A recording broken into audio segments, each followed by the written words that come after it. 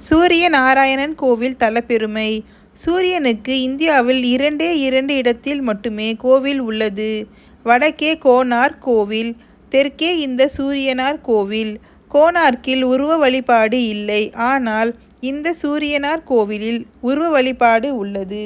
கருவறையில் சூரிய பகவான் மேற்கு முகமாக பார்த்தபடி இடது புறத்தில் உஷாதேவியுடனும் வலது புறத்தில் பிரத்யுஷா தேவி என்னும் சாயாதேவியுடனும் நின்றபடி திருமண கோலத்தில் காட்சி தருகிறார். சூரிய பகவான் தமது 2 கரங்களிலும் செந்தாமரை மலர்களை ஏந்தி புன்முறுவலுடன் விளங்குகின்றார். சூரிய பகவான் உக்கிரம் அதிகம்.